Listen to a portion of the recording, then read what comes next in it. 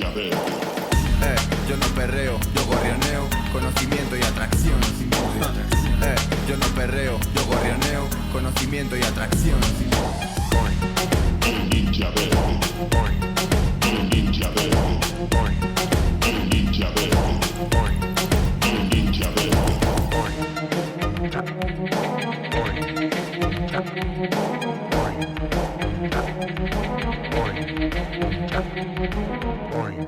El ninja verde. Shikin, Aramitsu, Daikomi o Ninjas Verdes. Aquí estamos una vez más en nuestra aldea, ese espacio creado para cultivar nuestro conocimiento sobre medio ambiente y aumentar nuestra conciencia ambiental. Todo ello para poder llevar una vida más verde al mismo tiempo que conseguimos que más gente se una a la causa. Si quieres que esta nuestra aldea cada vez tenga más ninjas verdes y llegue a más gente, no olvides darle me gusta al podcast y suscribirte en tu reproductor habitual, para que no te pierdas nada y nos ayudes a seguir generando contenido. Y en nuestro objetivo de convertir simples ciudadanos en ninjas verdes, esta vez vamos a hablar sobre rastreo.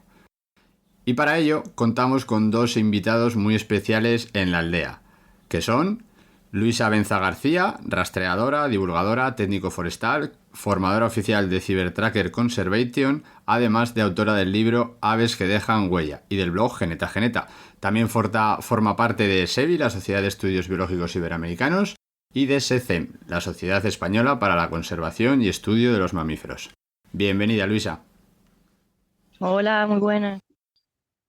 Y por otra parte tenemos a José María Galán, al que no le gustan los perfiles ni los encasillamientos, enemigo de prejuicios e ideas preconcebidas. Los más cercanos lo definen como un verso suelto. No tiene perfiles sociales ni redes y el poco tiempo libre que le queda lo usa para sestear en el campo, cerca de un charco o de una sombra. No es de extrañar por ello que los paleognólogos le dedicaran el nombre de la primera huella fósil descubierta, Suidichnus galani. Evaluador inicial del sistema de formación en materia de rastreo Cybertracker para la Unión Europea desde 2010, Senior Tracker desde 2018, personal técnico del Plan Español de Lucha contra el Tráfico de Especies y el Furtivismo Internacional y presidente de la Asociación de Guías de Doñana.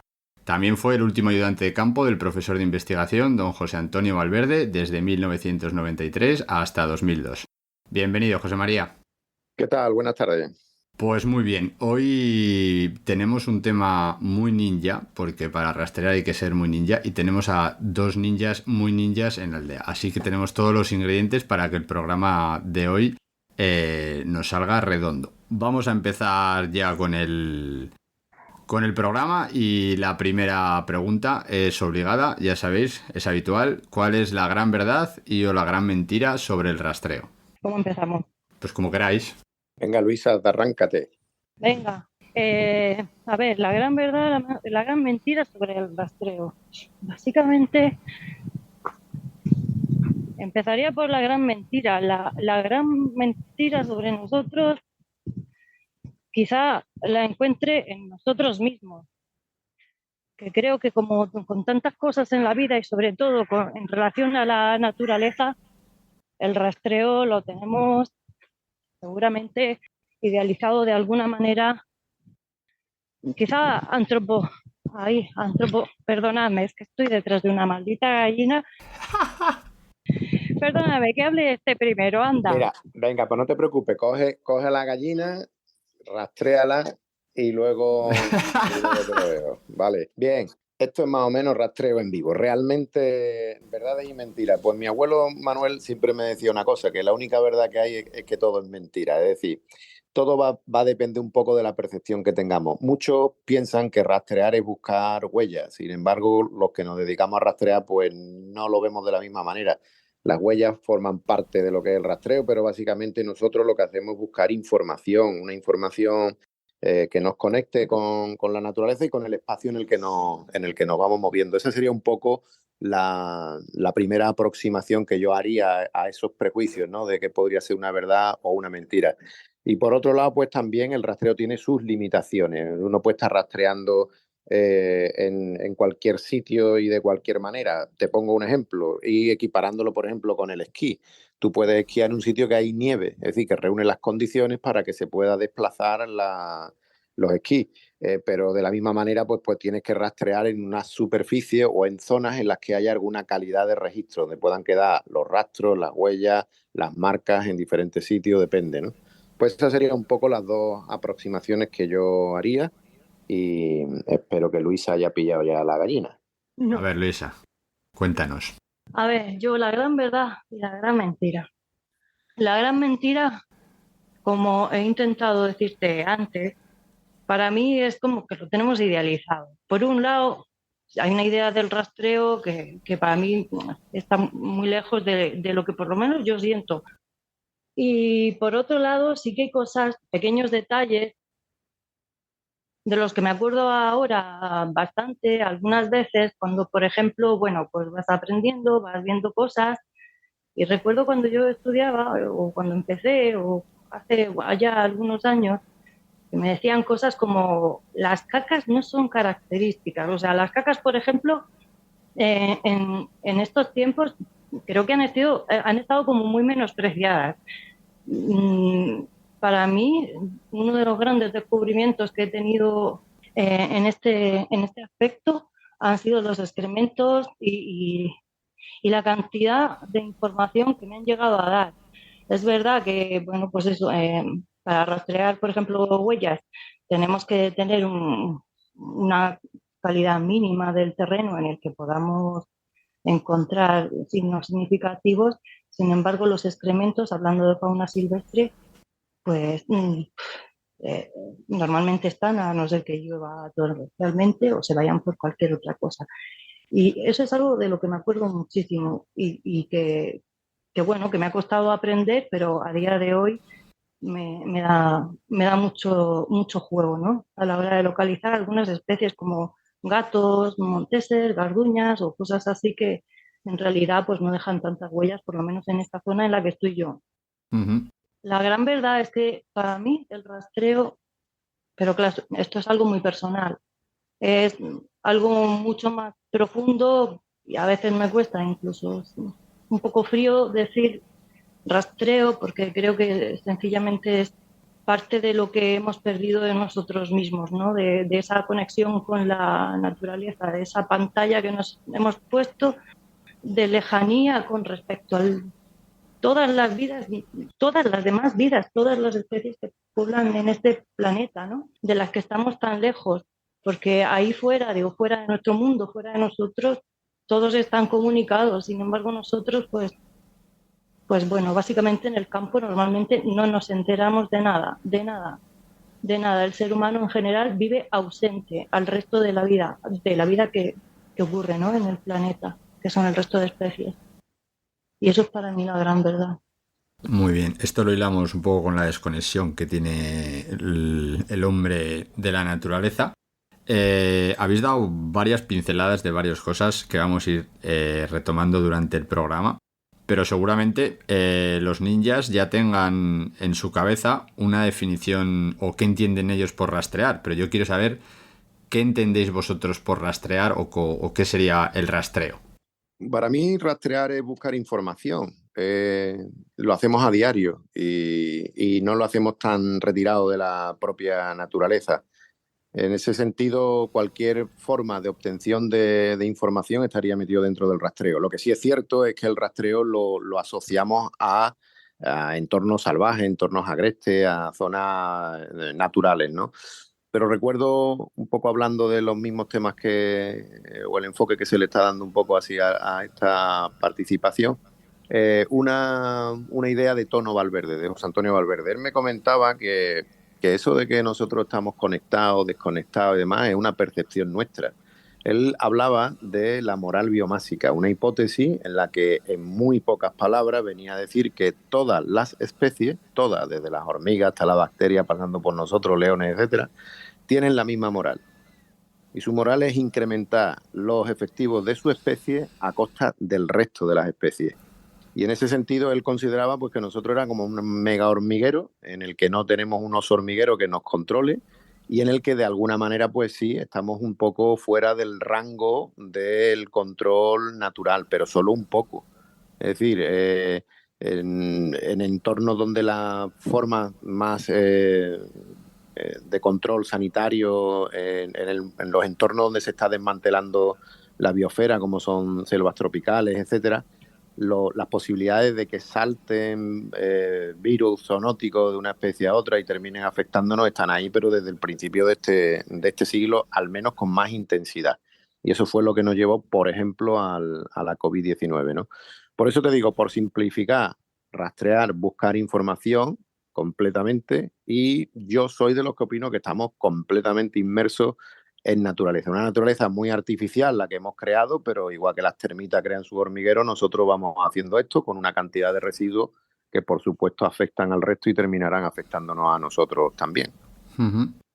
Luisa, ¿algo que añadir?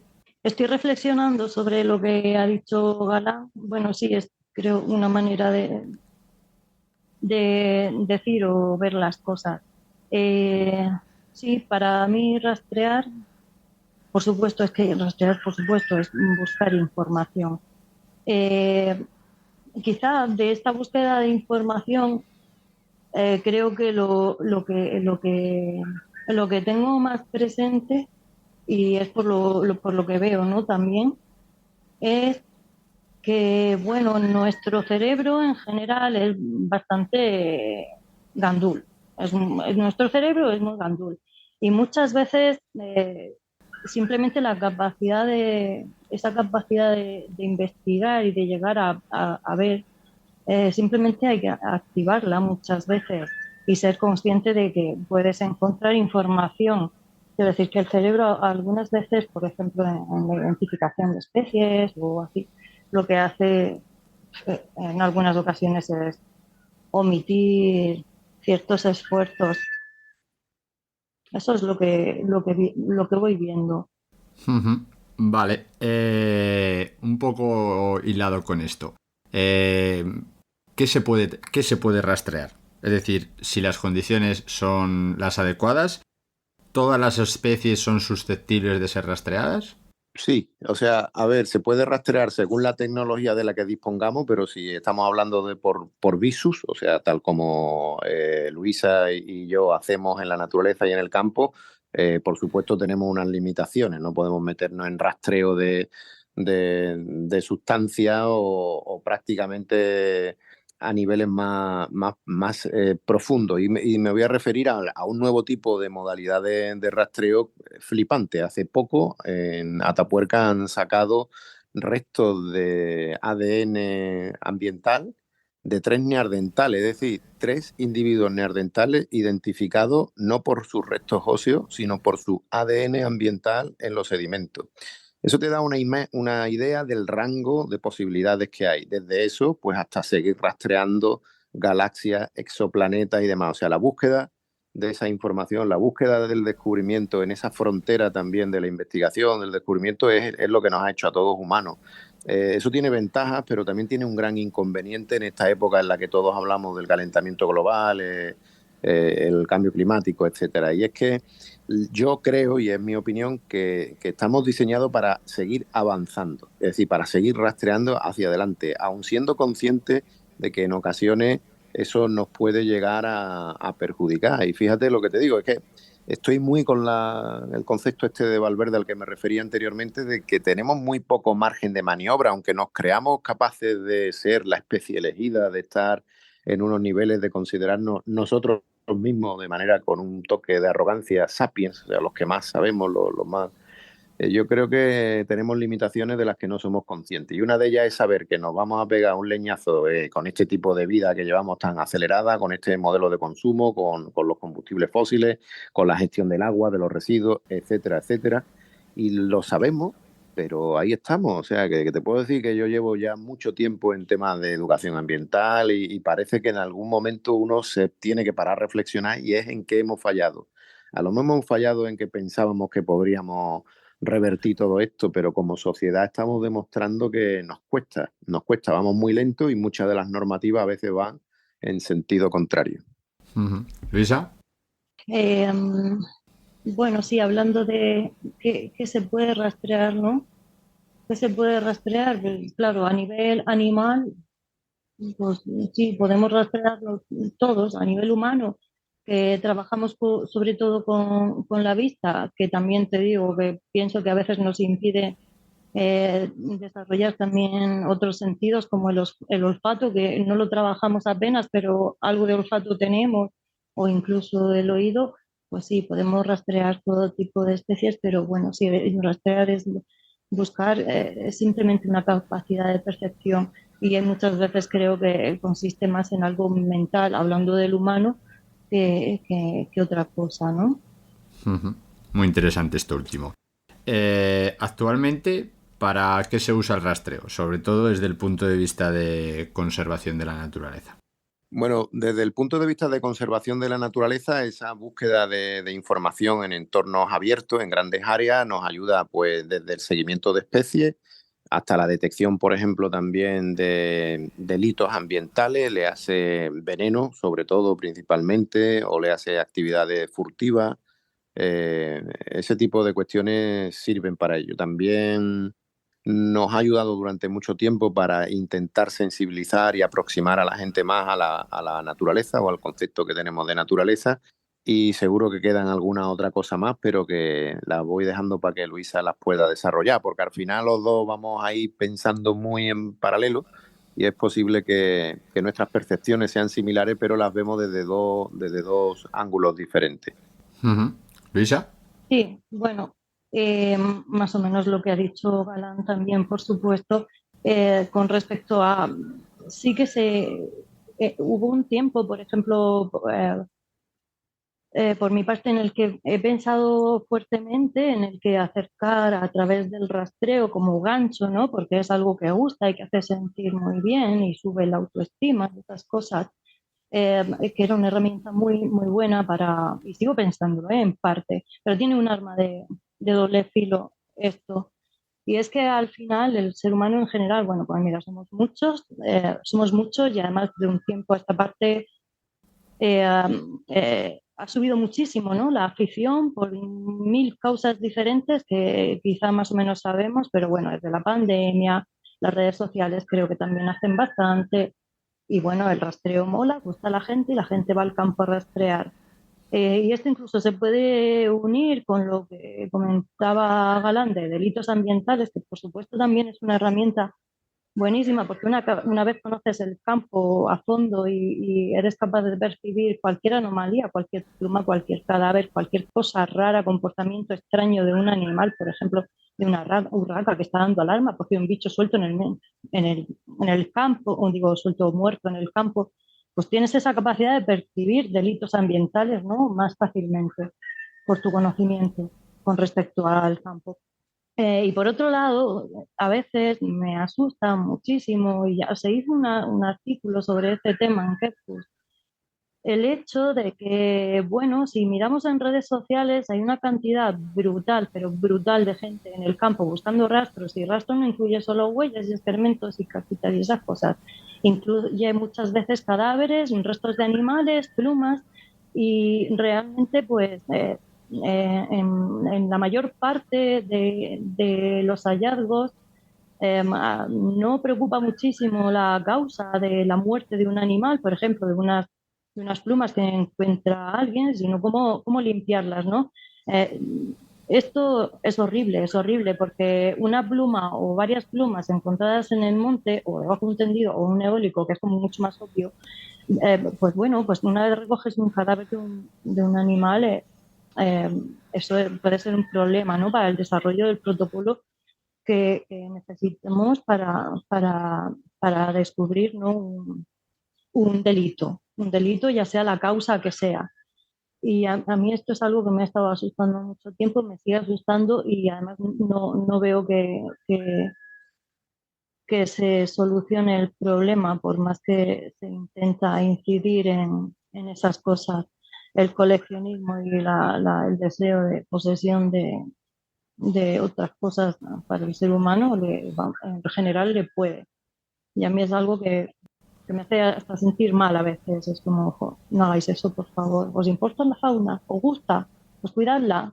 Vamos a puntillar una cosa sobre eso para que lo sepan los ninjas de la aldea, y es que en los delitos ambientales es muy importante el cadáver, la situación del cadáver, cómo está el cadáver, dónde está el cadáver y todo lo que rodea al cadáver. Entonces, si vamos por la naturaleza y nos encontramos un bicho muerto que podamos sospechar mínimamente que ha sido víctima de un delito ambiental, lo que tenemos que hacer es llamar al 112 para que nos deriven a quien ellos consideren oportuno y no tocar absolutamente nada, porque eso, si ya metemos ahí mano, eso puede suponer como en las películas de Hollywood, se rompe la escena del crimen y a partir de ahí ya pues luego todo el procedimiento judicial y todas estas cosas pues pueden verse alterados y que la investigación no llegue a buen puerto. No sé si querías añadir algo más, Galán. Completamente de acuerdo. Vamos, yo iba a postillar exactamente lo mismo que tú, porque realmente no se trata solamente de encontrar ya el sitio, sino de mantener una cadena de custodia. Eso lo tiene que hacer un agente de la autoridad, no lo podemos hacer cualquiera, ¿sabes? Y eso además también tiene unos riesgos. Imaginemos, por ejemplo, el caso de algún animal que haya sido envenenado con estricnina y alguien empieza a manejar o le saca el cráneo para llevárselo a una colección, a su casa o donde sea, y resulta que no se lava ni las manos y al final termina ingiriendo estricnina.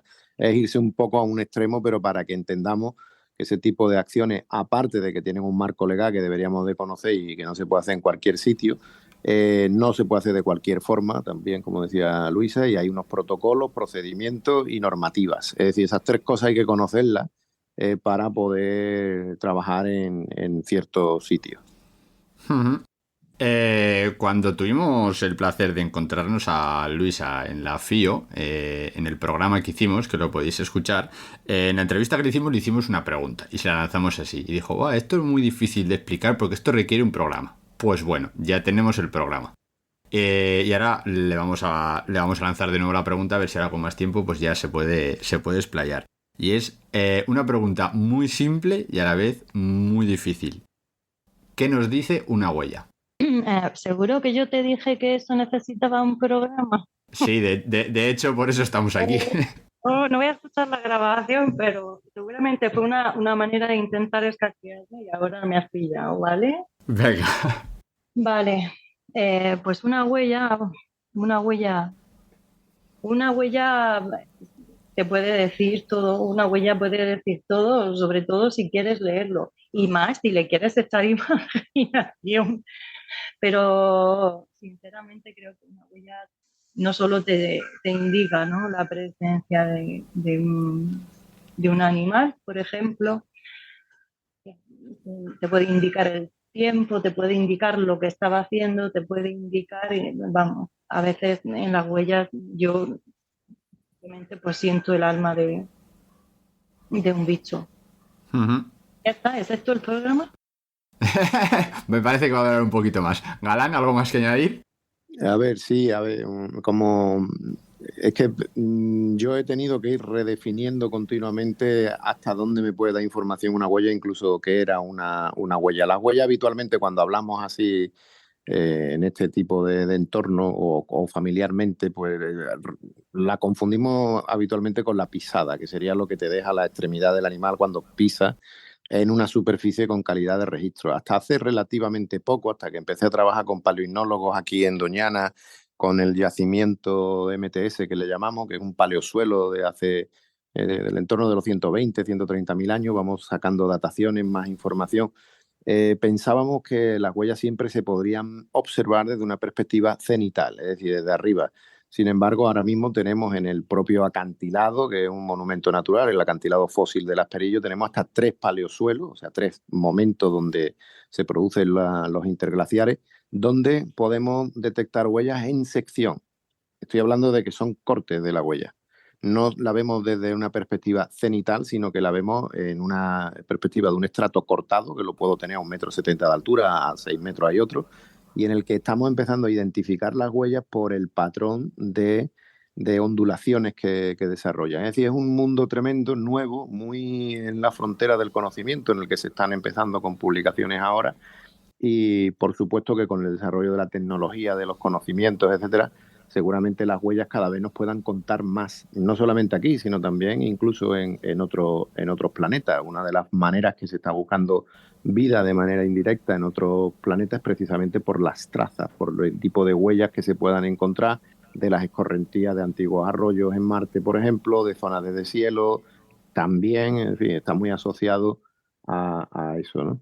Entonces sí, nos pueden contar tantas cosas como podamos ver, en una perspectiva de proximidad, en una perspectiva del contexto y en una perspectiva ecológica. Esos serían los 3 tipos de lectura a las que podemos seguir avanzando dentro de la lectura de huellas. Ujú. Yo, seguramente alguno de vosotros dos, no recordará cuál de los dos, hablaba del rastreo como un lenguaje y me parece una comparación muy buena. Diríamos que las huellas pueden ser las letras, pero siempre hay mucho más. O sea, un lenguaje no solo son las letras, tiene mucha más información alrededor. Nosotros hablamos normalmente de huellas porque puede ser lo más visual y lo más fácil, pero ¿qué información podemos obtener del entorno más allá de las huellas? ¿Cómo sería de complejo ese lenguaje? ¿Qué más cosas hay? Esa reflexión filosófica me suena a Galán. Puede ser, uno de los dos seguro. Eso se hace tiempo ya que me planteé lo de una gramática ignológica, es una gramática sobre las huellas, porque efectivamente no es como un lenguaje, sino que es un lenguaje. Es un lenguaje ancestral, es un lenguaje que nos conecta a nosotros con otros humanos que estén, por ejemplo, en el Kalahari o, por ejemplo, en la India, que estén rastreando, o en Groenlandia, los Inuit. Es decir, tú puedes ver un rastro de una especie que se pueda encontrar en los 3 sitios, como puede ser el perro, por ejemplo, o una liebre, y los 3, sin entender un idioma humano, somos capaces de entender lo que está sucediendo en el suelo. En ese sentido, pues trabajamos en un lenguaje ancestral que se basa no en símbolos, sino en indicios. Y yo creo que queda mucho todavía por seguir explorando. Afortunadamente aquí, ahora mismo en España, somos muy punteros en cuanto que hay un desarrollo bastante potente, muchos trabajos, por ejemplo, el libro que sacó Luisa también sobre el tema de las aves, pues ya van siendo cada vez más específicos. Hay gente que están trabajando ahora con invertebrados, con paleotemas también. Es algo que puede abrirse en unos campos y en unos terrenos extraordinarios. Lo que sí conviene es que todos sepamos que es una ciencia que se desarrolla y como tal y como idioma que es, estamos recomponiéndola, ¿no? Hubo un momento en el que ya dejamos de hacer esto, pues porque las tecnologías nos permitieron acceder a la agricultura, a la ganadería y a un alimento continuo, no teníamos que ir a buscarlo, pero antes de eso teníamos que buscar las proteínas en movimiento, es decir, teníamos que leer el suelo, leer el aire, leer el sonido, leer los olores, interpretar todo esto, refundirlo en nuestro cerebro para tomar decisiones que nos llevasen al éxito, que eso sería comer. Ese sería el objetivo de ese lenguaje. Luisa, Eh, con respecto al lenguaje, sí, o a los tipos de información que podemos extraer del entorno que nos rodea, más allá de lo que son las huellas en sí. yo siempre estoy con la conexión. Y francamente, lo que siento y lo que percibo, que también es mi percepción, ¿no? Es lo lejanos que estamos al resto de vidas y a la comunicación general que existe en el resto del planeta. Funcionemos más o menos como animales, bueno, pues como animales que somos, me imagino que funcionamos como animales. Para mí en el campo todo es lenguaje y no, bueno, pues estoy aquí, estoy escuchando los gorriones, estoy escuchando las urracas y siento que todos se comunican y es como una cadena, ¿no? Es como una cadena de funcionamiento en el que yo me siento también fuera. A veces consigo sentirme un poco más conectada, pero para mí es lo de siempre, o sea, lo de siempre. Siempre acabo en lo mismo, en la conexión o la desconexión. Y siento que estamos en general muy desconectados. Y eso es algo que me da mucha pena, la verdad, porque lo que ocurre ahí fuera también es bastante bonito y bastante interesante. Vamos a cambiar un poco de tema. Respecto al rastreo como técnica, ¿cómo comienza a regularse esto, a hacerse oficial? Es decir, tú puedes poner, cuando te ponen ahí en Hacienda profesión, puedes poner rastreador. O sea, ¿existe una profesión que sea rastreador? Bueno, mira, de esto casi te puede hablar Galán, que es mucho más conocedor de cómo funciona todo esto fuera. Aquí aquí en España esos temas creo que están bastante atrasados, pero no solo en rastreo, sino en muchas otras cosas. Y bueno, trabajo como rastreador en sí, en el que pongan un contrato laboral rastreador, no existe, no existe. Ujú. Galán. Aquí en Doñana, perdón, en cuanto a epígrafe se refiere de todo eso, efectivamente no, porque es que también te digo que es que estamos prácticamente en los inicios. Hasta 2014 no empezamos a reactivar un tipo de patrimonio inmaterial que se había perdido literalmente. Prácticamente en toda la península no encontrábamos eh, profesionales que se dedicasen o usasen de vez en cuando el rastreo en alguna de sus prácticas, etcétera, sobre todo con el desarrollo en primer grado de la automoción, el poder desplazarse rápidamente de un sitio a otro, el ir saltando de un sitio a otro, no necesitaba ya que pisteara que fuera detrás del animal, pero también con el desarrollo de cámaras trampa y otras tecnologías que de alguna manera son más pasivas. Tú puedes colocar una batería de 150 cámaras trampa en un parque y más o menos escanea lo que hay en ese sitio y en ese momento concreto. Sin embargo, no es el ejemplo de otros países. Un ejemplo que yo pongo, que es donde más o menos aprendí o me inspiré bastante más, fue en Sudáfrica. En Sudáfrica está FAGASA, que es la Field Guide Association sudafricana. Esta gente pues tienen unos estándares que están reconocidos por el gobierno sudafricano y otros países africanos, donde los rastreadores sí que puntúan, es decir, que tú tengas unos conocimientos, un estándar y un nivel en rastreo dividido en reconocimiento o en pisteo, pues te puede servir para la industria del ecoturismo, para la industria cinegética o para el tema de defensa también, ¿vale? Entonces son conceptos muy distintos porque estos tienen un sustrato completamente diferente al nuestro también. Nosotros aquí en España pues tenemos una parte silicia que sí que generan muy bien los rastros, hay otras zonas un poco más granítica, más difícil, pero toda la parte sudafricana y africana pues tienen unas arenas con unas calidades de registro que permitió que el pisteo, que era lo que más le interesan a ellos, encontrar o al furtivo o encontrar a los 5 grandes, que es lo que van buscando la mayor parte de la gente que visita esa finca, en el menor tiempo posible. Pues para eso sí necesitas rastreadores, para acortar los tiempos y para aumentar las posibilidades de encuentro. Y eso se paga. Uh-huh. Has mencionado dos cosas que me gustaría que le dieses dos pinceladas por si acaso algún ninja de la aldea no está muy puesto en el tema. Has hablado de reconocimiento por una parte y pisteo por otra parte. ¿Qué es eso? Vale, el reconocimiento de huella y rastro, y otro rastro es simplemente pues encontrar el indicio o saber dónde tienes que buscarlo, identificarlo y poco más. O sea, puedes saber cuánto tiempo hace que ha estado ese animal ahí, en qué dirección se desplaza, en algunos casos contado pues si es macho o es hembra según el contexto o el tipo de huella. Hasta eso se puede intentar exprimir con el reconocimiento y la interpretación de indicios. Pero luego tenemos el pisteo, que por decírtelo de alguna manera, si el reconocimiento es saber decir una palabra o componer media frase, el pisteo sería leerte el libro y sobre todo leer entre líneas, ¿no? Es disfrutar. Eso sería la aspiración de todo rastreador, es pistear un animal. Lo que pasa que también, refiriéndome a algunos de los temas que ha resaltado Luisa, eso a mí me ha planteado siempre una serie de dudas de carácter moral, ético y también de normativa. ¿Hasta qué punto conviene o no formar a la gente para que siga a un animal en unos entornos bastante antropizados, en los que los parques nacionales tampoco que sean de las superficies que están en África, que los animales pues tienen sus zonas de escape y demás? Sino que si tú te pones, por ejemplo, en el perímetro de Barcelona, donde hay jabalíes, donde hay otra serie de animales que son susceptibles de rastrearse, a seguir un pisteo y generas una molestia al animal que sale corriendo y hay una carretera al lado, pues se puede montar un pollo. O sea, que se carguen al animal lo primero y que haya un accidente y pueda causar hasta víctimas también entre las personas. Por eso te digo que son dos formas de complementar lo que es el arte y la ciencia del rastreo. La lectura y la interpretación básicamente del disfrute de un buen libro como es el que nos escriben los animales en el campo. Bueno, yo creo que con esto ha quedado muy clarito las diferencias entre las dos cosas. En la presentación que hemos hecho de los dos hemos mencionado en ambos casos Cybertracker. ¿Qué sería Cybertracker? O sea, vamos a explicarles un poco a los ninjas qué es eso de Cybertracker.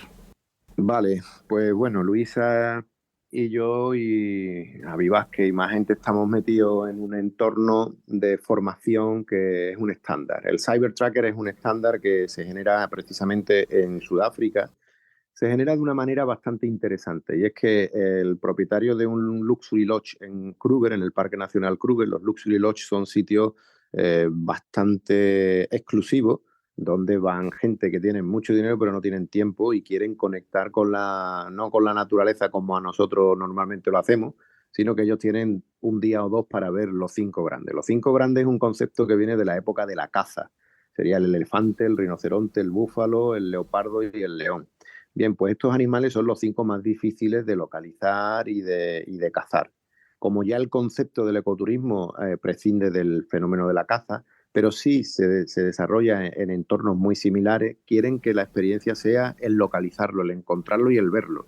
¿Vale? Pero ver a todos estos, elefantes sí en la zona y es relativamente fácil, búfalo pues suelen ser manadas más o menos grandes, rinoceronte cada vez menos, leopardo muy elusivo y lo mismo sucede con los leones. Entonces, especialmente con leones y leopardos y ahora también con rinoceronte, había que echar mano de rastreadores. Y este hombre pues fue lo que hizo.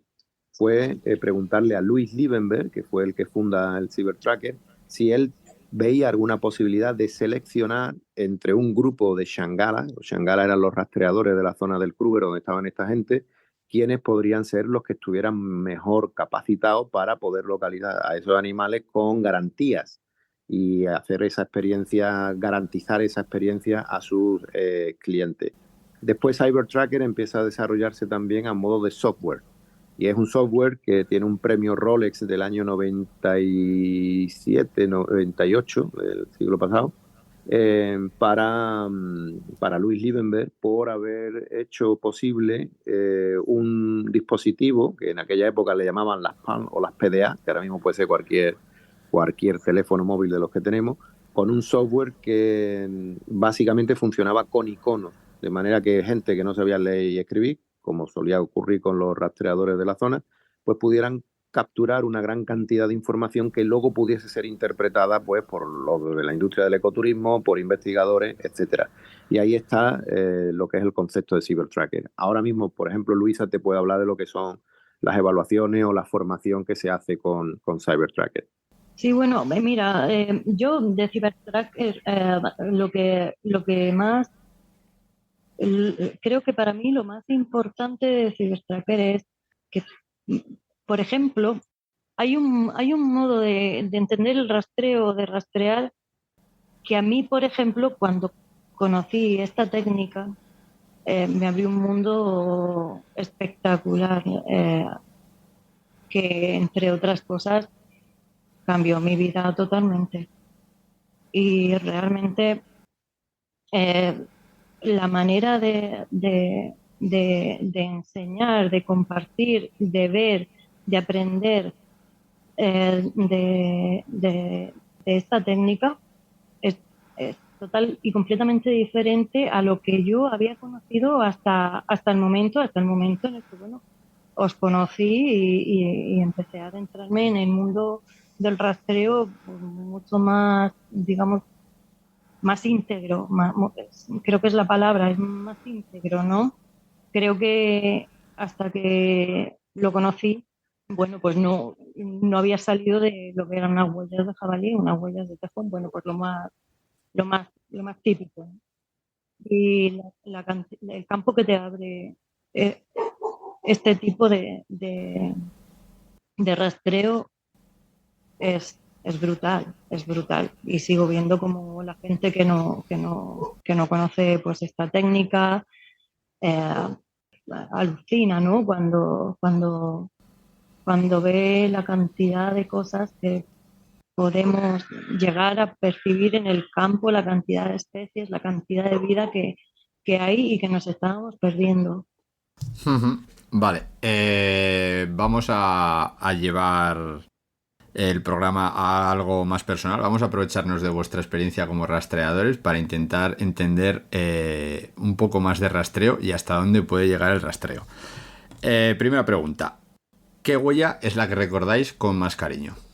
Pues yo la primera vez que pude localizar una leona, porque llevamos ya 4 horas detrás de la leona y cuando la localizamos ya una que estaba súper fresca, es decir, que el animal había pasado todavía el sedimento, no estaba mojada con agua, el sedimento todavía no se había decantado y ya sabíamos que el animal estaba cerca después de mucho esfuerzo. Pero yo no puedo recordar solo una, porque la vez que encontramos estas huellas fósiles aquí en Doñana, que no sabíamos lo que teníamos delante, fue como una ventana que se abrió a la misma Doñana de hace 130.000 años. Es decir, yo creo que cada huella en sí es un mundo, te trae un recuerdo, porque esto va de impacto. Es decir, cada vez que un rastreador encuentra una huella, recibe un impacto en su cerebro. Nuestro cerebro está diseñado para esto. Hemos nacido precisamente para buscar información, para rastrear y para emborracharnos y embriagarnos con la naturaleza a través de las huellas. Ujú. Luisa. Yo la primera que me viene a la cabeza, y es que me viene como inevitablemente, fue la huella de un arrendajo. Y, y además es que fue bonito porque yo tenía una idea errónea de cómo podían ser las huellas de estos animales, que bueno, la tenía por ahí perdida en la cabeza hasta que la vi y no sé ni por qué, ni no tengo la más mínima idea de por qué, porque ni siquiera me había fijado en las patas de un arrendajo hasta ese momento ni nada. La vi y dije, esto tiene que ser un arrendajo. Y ahí en ese momento, además es que wow, fue en un sitio precioso, una huella en una arcilla preciosa, un pajarito precioso. En ese momento también se me abrió un mundo a lo que más me ha hecho disfrutar estos últimos años, que han sido las huellas de los pájaros, que encima son tan, o sea, en general, bueno, pues son huellas bastante pequeñas, que pasan desapercibidas, pero los momentos que me han regalado han sido brutales. O sea, yo he llegado a emocionarme muchísimo con huellas, pues eso, con huellas de arrendajo, que me abrió el nuevo mundo, hasta huellas de gavilán, o la primera vez que vi una huella en campo de búho real también súper marcada. Pues esos momentos no, es que esos momentos no se olvidan. Ujú. Vale. Siguiente pregunta. De estas así del cuestionario del rastreador. ¿Qué es lo más raro que hayáis rastreado? Y dentro de raro, eso ya lo juzgáis como vosotros queráis. Claro, a ver, me pongo escatológica, espera, a ver si encuentro algo que no sea escatológico absolutamente. Ah, lo más raro, lo más raro siempre ha sido humano, desde luego. Y,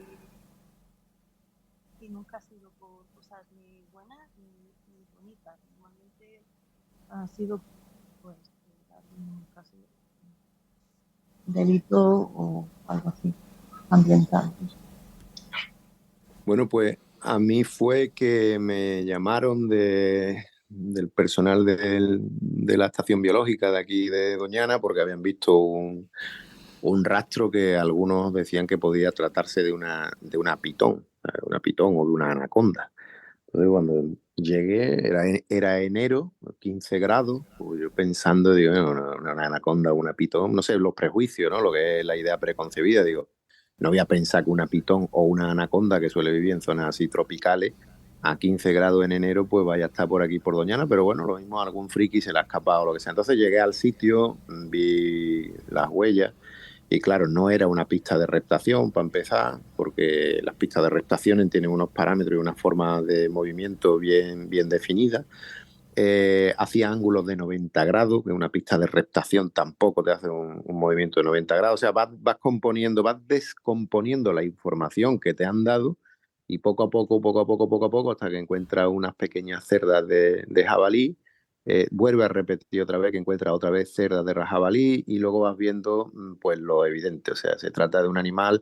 La descripción que le hice era de un animal que tuviese algún problema lumbar en los riñones partido por algún motivo, iba así. Y al poco tiempo, pues sí, se encontraron, y se encontró que era un tipo de virus que afectaba al cerebro y a la movilidad de algunos rayones de jabalíes de tamaño pequeñito, ¿sabes? Y eso fue raro porque, claro, vienes con una idea que te cuentan, y vienes con gente de fuentes que más o menos son de confianza, pero cuando llegas al tajo, y la huella empieza a hablarte, te habla de lo que es, no de lo que creemos que es. Ujú. Qué guapo. Sí, sí, desde luego esto es curioso, es curioso. ¿Cuál es? Dime, Luisa. Que con esto me ha acordado una historia, es que además me ha recordado un mogollón, por eso que ha dicho bajo un túnel buscando gatos monteses, recuerdo que encontré unos rastros de garduña y cerca de esos rastros, o sea, como rodeando esos rastros, estaba todo lleno de círculos también, círculos, y eran círculos, o sea, el rastro de garduña y círculos alrededor. Yo no tuve la más mínima idea de lo que fue, porque además esos rastros estaban debajo de un túnel y el resto de sustrato era bosque con acículas de pino y no había manera de rastrear aquello. Así que le puse una cámara de fototrampeo porque no entendía nada lo que estaba pasándole a ese animal y al final sí que fototrampé una garduña que tenía la cola, digamos, como partida. Entonces la parte de abajo de la cola la llevaba en el suelo y iba haciendo ella, según saltaba, esos semicírculos. Como para volverte loco. Sí, bueno, así estamos ya. Vale. ¿Cuál es el proyecto más bonito en el que hayáis participado que tenga que ver con el rastreo? Pues yo ahora, la formación que hemos desarrollado en África, primero localizando, evaluando y luego coordinando la formación de patrullas de lucha antifurtivo. Porque hemos trabajado con las comunidades locales, con gente que vive en ese terreno y que han vivido la naturaleza y de manera inmersiva, ¿eh? Hemos creado oportunidades de empleo por la conservación en un sitio en el que no tienen más opciones. Es decir, ellos o se dedican a la caza o se dedican a lo que se están dedicando ahora porque no hay opciones de agricultura y no hay opciones de ganadería. Son zonas tropicales en las que lo mismo te vienen temporadas de muchísima lluvia o temporadas muy secas en las que tienes distintos tipos de patógenos que afectan al ganado y a las plantas y de donde no disponen de ningún tipo de ayuda ni veterinaria ni médica. O sea, entonces eso está muy bien porque, en mi opinión, creo que ha sido un proyecto en el que se trata de lo que va la ecología, que es de justicia social, ¿no? Yo creo que eso es importante. Ujú. Luisa. Sí, bueno, los trabajos más bonitos al final son, al final lo más bonito siempre ocurre fuera aquí de la península, porque realmente aquí eh, trabajos bonitos en sí, para lo único que se utiliza el rastreo, como bueno, rastreo básico, ¿no? De fauna silvestre, eh, en este país, o para la detección de exóticas invasoras, que bueno, es un trabajo que tiene su parte más bonita y su parte menos bonita y muy triste, pero sí que se utiliza bueno, al final es una manera de utilizar el rastreo útil y que al menos te hace sentirte útil y te hace sentir relativamente bien. Por lo demás, a mí sí que es como un reclamo, que es una pena que al fin y al cabo en la península ibérica, bueno, el rastreo creo que es algo que está emergente y que espero que dé mucho más de sí y mucho más bonito. Entonces, ¿tu experiencia más bonita? Mi experiencia más bonita con el rastreo Ujú. en trabajo ha sido aquí en la península ver a la gente iluminarse, o sea, iluminarse, abrir el corazón y ver que hay un mundo muy bonito. Y la verdad que realmente es emocionante, eso es bonito, es muy bonito. Ujú. Me han gustado mucho estas dos respuestas que habéis dado a esta pregunta porque seguramente todos los ninjas, y yo me incluyo, íbamos a esperar la descripción de o un animal o de alguna cosa así muy, muy de naturaleza y sin embargo habéis tirado por la parte social emotiva que es igual un tipo de factor que no terminamos de ver o identificar en el rastreo y que también lo tiene. Por último, en este super cuestionario de rastreadores, ¿qué rastro os gustaría encontrar que no hayáis visto nunca? Si es que hay alguno que no hayáis visto. Yo no tengo un deseo, no tengo ese deseo porque creo que lo más bonito es sorprenderse. Y es lo único que espero de la vida ahora mismo, es seguir sorprendiéndome y seguir disfrutándolo. Ujú. Pues yo más que un rastro lo que me gustaría es el rastro que no quiero encontrar y que siempre encuentro, que es plástico. O sea, es tremendo de la cantidad de horas que pasamos mirando al suelo y ya te digo que es una manera también de medir el nivel de antropicidad que hay en una zona, es la presencia o no de plástico por todos lados, en todo tipo de entornos, en distintas cantidades. Y ese es el rastro que desearía no ver nunca. No te estoy diciendo qué rastro me gustaría ver porque prácticamente cualquier rastro para mí es bienvenido, pero lo que sí me sorprendería sería no ver basura. Ujú. Sí, la verdad es que esto también es otro tipo de rastros y por desgracia lo tenemos, como bien has dicho, por todos los lados. Vamos a ir un poco hacia la parte de los ninjas. Un rastreador como tal, ¿qué habilidades o qué es necesario que tenga o no es necesario nada más que formación y echarse al campo? Yo con esto no sé, yo llevo muchos años dándole vueltas a la manera de ver de la gente, ¿no? De los demás, no ya la mía, que ya con esa tengo historia, pero la de los demás, la manera de procesar de cada uno, de aprender. Siempre he dicho y sigo reafirmándome en que lo primero que necesitamos, bueno, por supuesto, si quieres rastrear fauna tienes que conocerla porque si no la conoces, pues es más complicada, ¿no? La identificación, por ejemplo, de huellas. Pero francamente yo siempre he pensado que lo que más necesitamos es ser nosotros mismos, dejar de ponernos obstáculos y dejar que nuestra mente pues fluya y se relaje y disfrutar. Eso es para mí lo que necesita un rastreador. Ujú. Sí, hombre, es importante tener curiosidad. El rastreador se hace preguntas. Se hace preguntas de cosas que mucha gente pues no se para ni a ver, porque la mejor manera de entrar en el campo es con agradecimiento, ¿no? Vas a entrar en un sitio donde vas a aprender. Esa sería la actitud del rastreador, es esa, ¿no? Hacerse preguntas y aprender, eso sería importante. Compartir también, compartir con alguien que vaya contigo, dialogar y llegar a un consenso.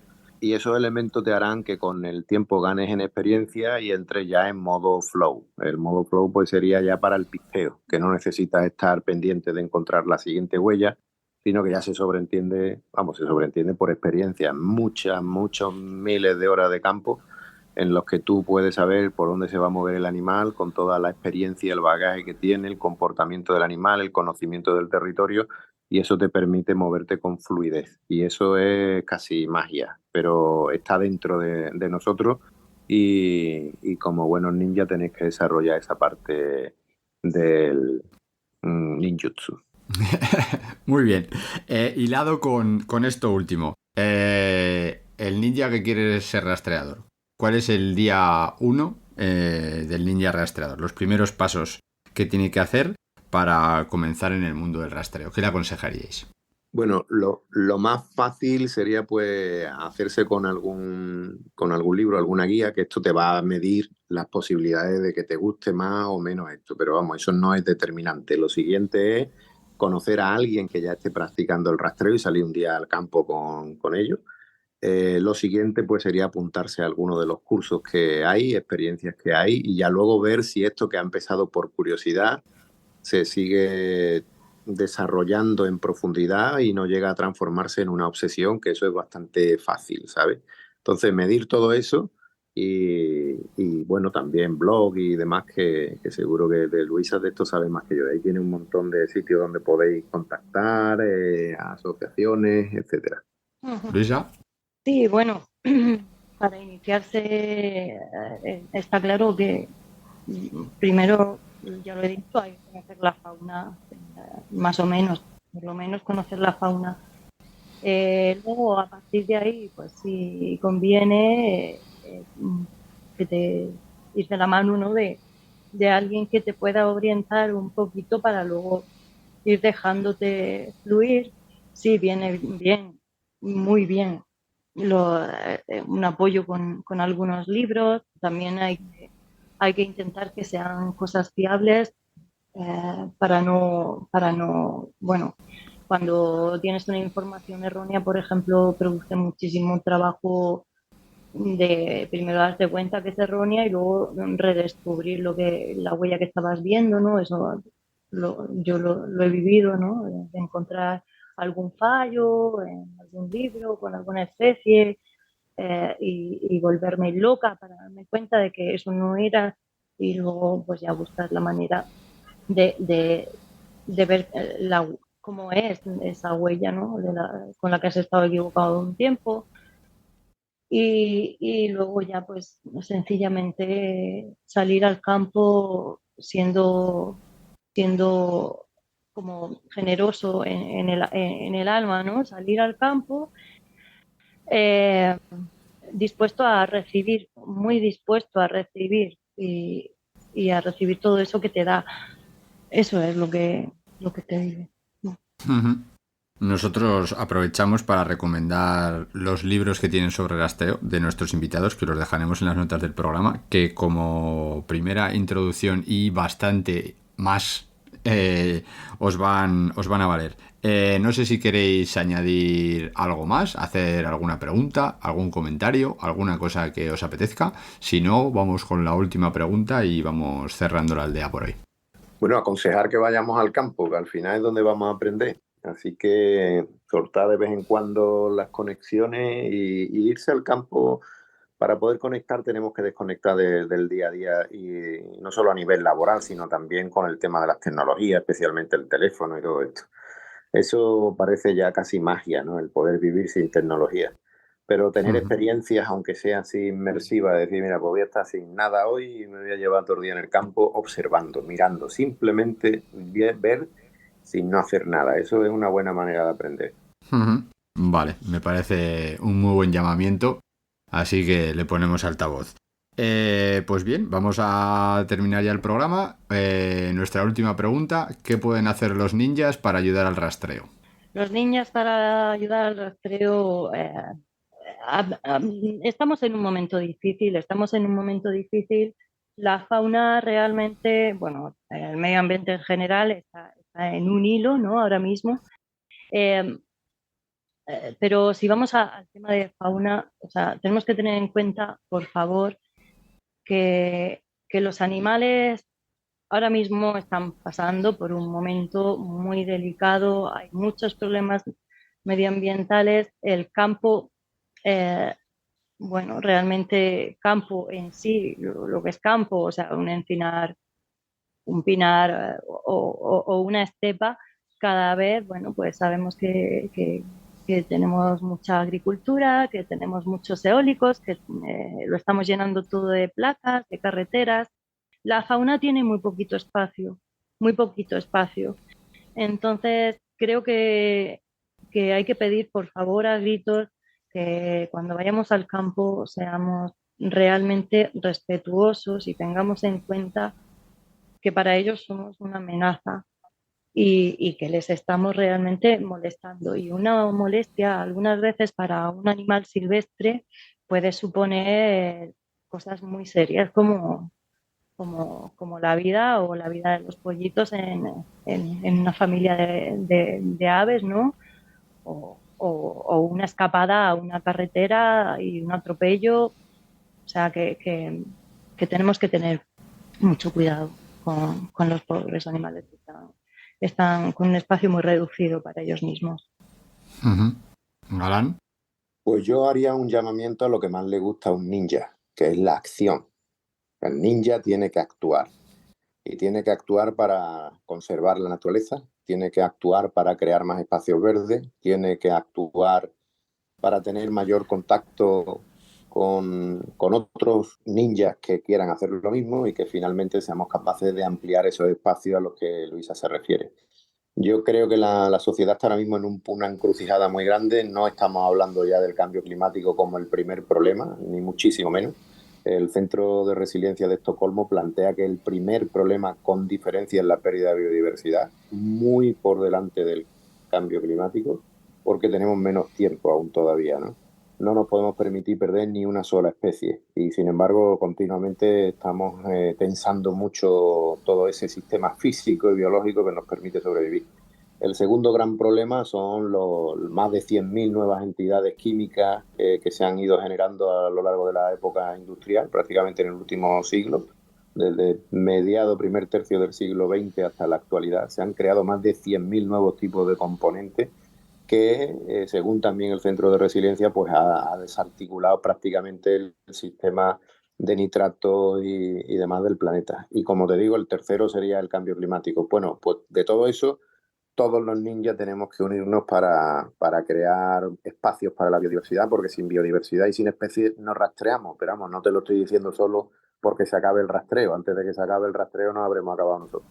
Pues muy bien. Con la unión de los dos mensajes creo que hacemos un llamamiento completo y global que podría utilizarse para cualquiera de los programas que hacemos en esta aldea. Así que no se me ocurre mejor manera de cerrar el programa.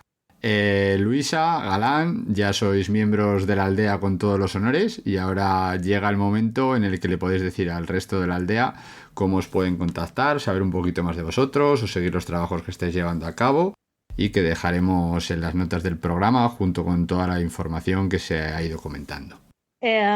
Vale, pues a mí seguramente se me pueda localizar por Facebook, Luisa Benza, sin más, o por Instagram, Huellas y Rastros Geneta. Suelo tardar mucho en responder a mensajes, en plan meses, pero por lo menos se me puede localizar. ¿Galán? Yo como buen ninja desaparezco. Yo tengo una camiseta que me he hecho que pone "no quiero conocer a nadie más". Fíjate con eso lo que te digo. Así que en el campo nos veremos si la naturaleza quiere. Y nada, un fuerte abrazo. Hay muchísimos rastreadores y rastreadoras por toda la península. Uniros a ello y que el espíritu del ninja y la naturaleza se recompongan. Yo no sé si en ninjutsu se decía gotompo o hay una palabra así para reflejar precisamente la conexión o el arte del ninjutsu en la naturaleza. Me parece que era gotompo, me parece. Pero bueno, ya lo buscaré también y te lo envío. Pues muy bien, no, lo desconocemos, pero lo vamos a investigar, porque esa palabra entonces debería ser muy nuestra. Una vez más, recomendaros los libros o rastreo que tienen ellos y, como bien ha dicho Galán, nos vemos en el campo y si es rastreando, pues mejor. Hasta aquí nuestra aldea de hoy. Os animamos a que os suscribáis al podcast si os ha gustado y le deis difusión. Esperamos vuestras opiniones, comentarios, ideas, nuevas propuestas o sugerencias para futuros capítulos que podéis facilitarnos a través de nuestras redes sociales, buscando La Capucha Verde en Facebook, Instagram o Twitter como El Ninja Verde. También podéis escribirnos por email a elninjaverdea@gmail.com.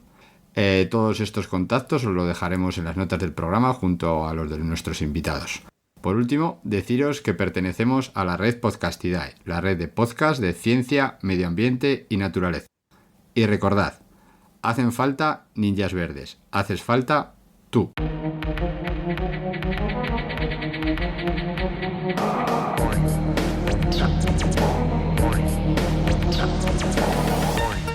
El ninja verde. El ninja verde. El ninja verde. El ninja verde. Yo no perreo, yo gorrioneo, conocimiento y atracción. Yo no perreo, yo gorrioneo, conocimiento y atracción. El ninja verde. El ninja verde. El ninja verde. El ninja verde.